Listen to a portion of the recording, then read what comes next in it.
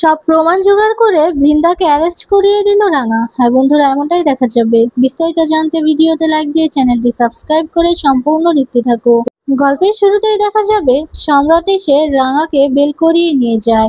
আর তখন রাঙা যেতে যেতে বলছে, আমাকে এর মধ্যেই যা করার করতে হবে, আমাকে বের করতেই হবে আসল অপরাধীকে। তখন সত্যজিৎ বাবু আর সম্রাট মিলে বলতে থাকে, রাঙা তোমার কোনো ভয় নেই, আমরা তোমার পাশে আছি, সকল ধরনের হেল্প আমরা তোমাকে করব। তখন দেখা যাবে রাঙা নিজের গ্রামে চলে যায়। আর তখন রাঙা গ্রামে যেতেই তার সেই পুরনো বন্ধুদের সাথে দেখা হয়ে যায়। তখন রাঙা তাদের সাথে কথা বলে বুঝতে পেরে যায় রাঙার দাদাকে ভয় দেখিয়ে এগুলো করিয়েছে। আর রাঙার দাদা পুরোটাই ভয় পেয়ে মিথ্যে কথা বলেছে রাঙার বিরুদ্ধে। ওইদিকে দেখা যাবে অঙ্কুর আর পাঞ্চালি থানায় গেছে রাঙার সাথে দেখা করতে। সেখানে গিয়ে জানতে পারে রাঙাকে বেল করিয়ে নিয়ে গেছে সম্রাট। এটা শুনেই তখন ভীষণ খুশি হয়ে যায় পাঞ্চালি আর অঙ্কুর। তখন অঙ্কুরকে পাঞ্চালি বলছে, রাঙা বেল করিয়ে নিয়ে গেছে, কিন্তু রাঙা বাড়িতে কেন গেল না? রাঙা কোথায় গেল তাহলে? রাঙা কি কোনোভাবে জানতে পেরেছে ভাইয়া যে ওকে সন্দেহ করছে? এই কারণেই কি রাঙা কষ্ট পেয়ে আমাদের বাড়িতে যায়নি? তখন অঙ্কুর বলছে, পাঞ্চালি সেটাও হতে পারে, কিন্তু এখন কি করব, চলো বাড়ি ফিরে যাই। তখন বাড়িতে যাওয়ার পরই দেখা যাবে একলব্য দাঁড়িয়ে আছে। পাঞ্চালি একলব্যর রুমে যেতেই একলব্য বলছে, কি দেখা করতে গেলি তো, কি বললো? কিছু বলেনি তোকে? তখন অঙ্কুর বলছে, আসলে রাঙার সাথে আমাদের দেখা হয়নি, রাঙাকে বেল করানো হয়েছে, রাঙা বেলে ছাড়া পেয়েছে। এ কথা শুনে অবাক হয়ে যায় একলব্য। এরপর একলব্য বলছে, বেল করিয়েছে? কে বেল করিয়েছে? আমরা তো কেউ বেল করাইনি, তাহলে কে বেল করালো?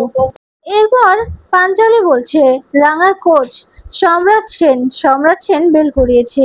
এই কথা শুনে ভীষণ রেগে যায় একলব্য। রেগে গিয়ে বলতে থাকে, হ্যাঁ এখন তো ওর কাছের মানুষ হয়েছে, কাছের মানুষের অভাব নেই, ওর কষ্ট বোঝার জন্য ওর কত মানুষ আছে, এখন তো আর আমাকে প্রয়োজন নেই, সেই কারণেই। এই কথা বলে কষ্ট পেতে থাকে একলব্য। তখন দেখা যাবে পাঞ্চালি আর অঙ্কুরও বুঝতে পারে একলব্য খুব কষ্ট পাচ্ছে। তখন পাঞ্চালি বলছে, ভাইয়া তুই একদম চিন্তা করিস না, রাঙা ঠিক চলে আসবে বাড়িতে। তখন একলব্য বলছে, ও কোথায় আছে এখন? নিশ্চয়ই সম্রাট সেনের বাড়িতে আছে। তখন অঙ্কুর বলছে, আমরা তো জানি না কোথায় আছে, তবে বাড়িতেই চলে আসবে, কোথায় আর যাবে।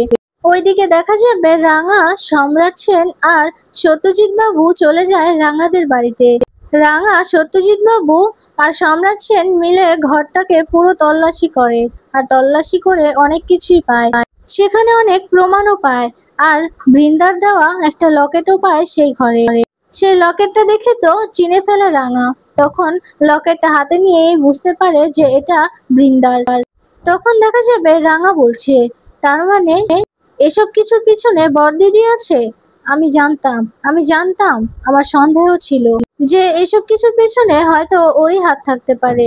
তবে আমি কথা দিচ্ছি, আমি ওকে কিছুতেই ছাড়বো না।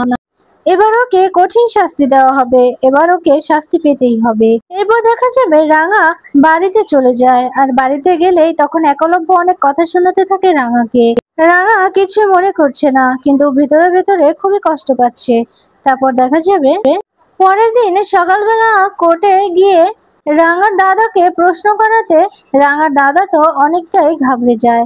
তখন বারবার করে রাঙার কথাই বলছে। তখন রাঙা সব প্রমাণ বের করে দেয় সকলের সামনে, সব প্রমাণ করে দেয় রাঙা।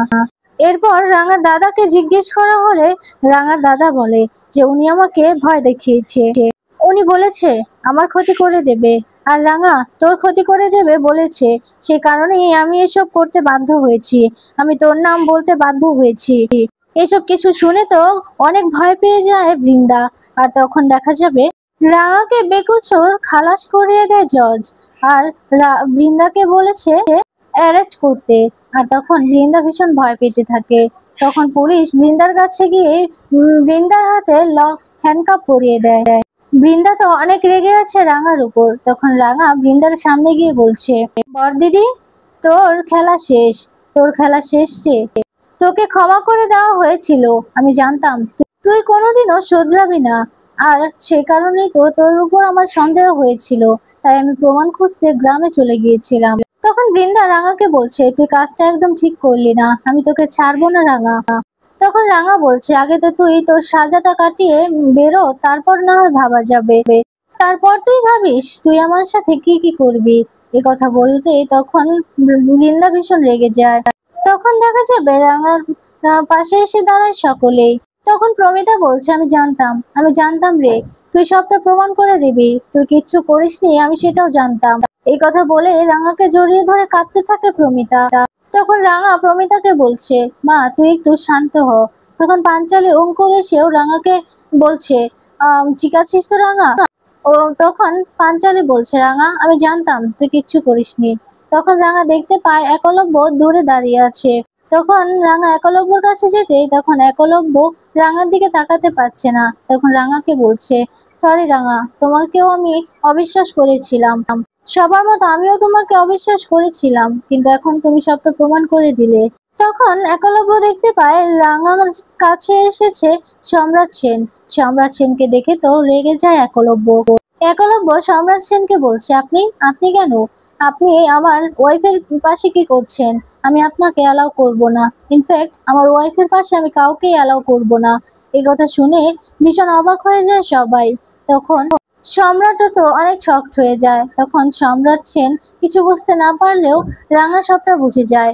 তখন রাঙা একলব্যকে বলছে, উড়ান বাবু এত উত্তেজিত হোস না। তখন দেখা যাবে পাঞ্চালী বলছে, আচ্ছা সব কথা এখন বাড়িতে গিয়ে হবে, চলো সবাই বাড়িতে চলে যাই, বাড়িতে গিয়ে আমরা কিন্তু খুব হই হুল্লোড় করবো। এ কথা বলতেই ভীষণ খুশি হয়ে যায় অদিতি, অঙ্কুর আর বাড়ির সবাই।